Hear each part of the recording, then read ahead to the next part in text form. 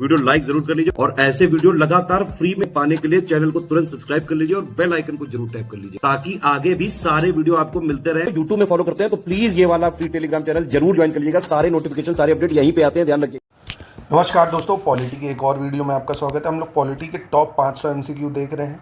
ठीक है, ये उसका सेकंड वीडियो है। लगातार इसको फॉलो करिए। आपकी पूरी पॉलिटी एमसीक्यू के थ्रू मैं जो मोस्ट एक्सपेक्टेड सवाल होंगे वो रिवीजन करवा दूंगा। तो चलिए बिना देरी के पहला सवाल देखते हैं क्या कह रहा है। कह रहा है निम्नलिखित में से कौन भारत के संविधान का अभिरक्षक या कस्टोडियन है। Who of the following is the custodian of the constitution of India. तो बहुत ही आसान सवाल। सुप्रीम कोर्ट जो है वह कस्टोडियन गार्जियन है, सुप्रीम मतलब कॉन्स्टिट्यूशन ऑफ इंडिया का ना। तो ये हो गया बहुत ही आसान प्रश्न है ना। तो ऐसे इजी लेवल से हम लोग टफ लेवल पे चलेंगे। इसके बाद 500 जो होंगे वो थोड़ा और मॉडरेट टू टफ जाएगा। ठीक है, अनुसूचित जाति एवं जनजाति संबंधी उपबंध संविधान के किस भाग में भाई है ना। शेड्यूल कास्ट और शेड्यूल ट्राइब से रिलेटेड जो है उपबंध है वो कौन से पार्ट में दिए हुए हैं। तो ये दिए हुए हमारे पार्ट 16 में। किस में दिए हुए हैं? पार्ट 16 में दिए हुए हैं। ठीक है। 18 कह रहा है राष्ट्रीय अनुसूचित जाति आयोग का गठन संविधान के किस अनुच्छेद के तहत हुआ है भाई है ना। National commission for SC. बहुत ही आसान सवाल ये भी अगेन आपके लिए। तो ये 338 में हुआ। National commission for schedule cast को आर्टिकल 338 में डाला गया और शेड्यूल ट्राइब को 338 ए में डाला गया है, एसटी को। और ओबीसी वाला पूछे तो ये बता देना 338 बी में। ठीक है, याद रखना।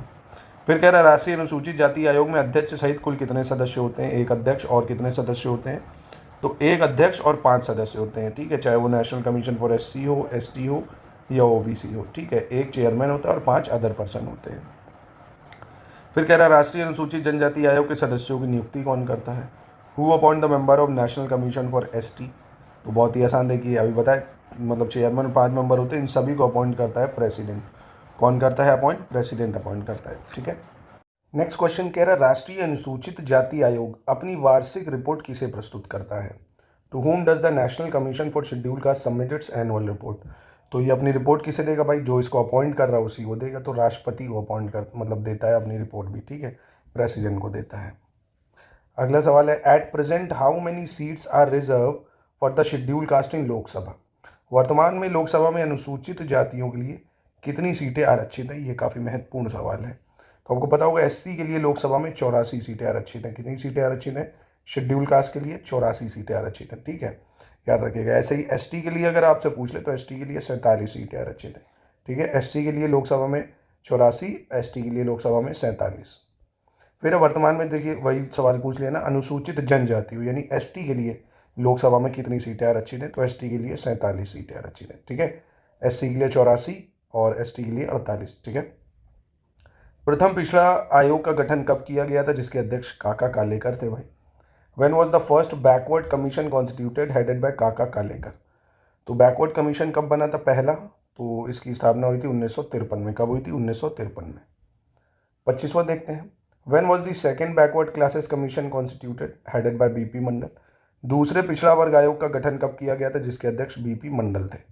तो इसकी स्थापना कब करी गई थी? 1979 में। कब करी गई थी? 1979 में। ठीक है, चलिए 26 नंबर प्रश्न देखते हैं। In which year 27% reservation for OBC was announced in government job. OBC को 27% रिजर्वेशन कब से प्रदान किया गया था? तो ये आपको याद होगा मंडल कमीशन जब बना था 1990 में। ठीक है, 1990 में। अगला है when was the national commission for backward classes constituted by government of India. Government of India की तरफ से कब बनाया गया? तो अभी बताया मैंने आपको, ये तो 1990 में 27% रिजर्वेशन मिला। ठीक है, पर जो backward classes commission, national commission for backward class है, जो आर्टिकल 338B में भी डाल दिया गया था, इसको बनाया गया था 1993 में। ठीक है, अब इसमें जो है पूछ लिया अगर आपसे, how many member including the chairman are there in national commission for backward classes. राष्ट्रीय पिछड़ा वर्ग आयोग जो कि अनुच्छेद 338B में है, 1993 में बना था। ठीक है, और इसे मतलब कॉन्स्टिट्यूशन स्टेटस का दर्जा मिला था 102 कॉन्स्टिट्यूशन अमेंडमेंट से। चेयरमैन को अगर मिला के बात करें तो इसमें 5 मेंबर होते हैं। ठीक है, इंक्लूडिंग चेयरमैन। अगला देखते हैं when was the national commission for minority constitution. राष्ट्रीय अल्पसंख्यक आयोग का गठन कब हुआ था भाई? तो राष्ट्रीय अल्पसंख्यक आयोग भी 1993 में बना था। ठीक है, माइनॉरिटीज कमीशन भी कब बना था? 1993 में। अगला है when was the 7 member committee headed by Rajendra Sachar constituted for the development of Muslim minority community.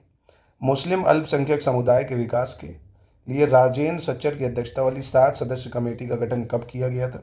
तो इसका गठन किया था 2005 में। कब हुआ इसका गठन? 2005 में हुआ था। ठीक है दोस्तों, कंप्लीट देखिए बिहार पीसीएस की अगर आप तैयारी करने का सोच रहे हैं, परेशान है किसी भी तरह के गाइडेंस, तो घर बैठे आप 71st बीपीएससी का गाइडेंस ले सकते हैं। 70 बीपीएससी की मेंस आंसर राइटिंग प्रोग्राम को ज्वाइन कर सकते हैं। 71st की एकदम शुरुआत से प्री और मेंस की तैयारी स्टडी फॉर सिविल सर्विसेज से जोड़ के आप कर सकते हैं। बहुत ही कम प्राइजेस में इन नंबरों पे आप कॉन्टैक्ट करके जोड़ सकते हैं। तो आज के लिए दोस्तों इतना ही। अगर आप क्वेश्चंस की संख्या बढ़ाने को बताना चाहते हैं तो बताइए, मैं क्वेश्चन की संख्या बढ़ा दूंगा। आप कमेंट में इसको बताइए। और ऐसे ही अगर आप ज्योग्राफी, हिस्ट्री और भी क्वेश्चंस चाहते हैं प्रैक्टिस के लिए तो मुझे बताइए, मैं उन पर भी आपके लिए शानदार वीडियोज़ लेके आऊँगा।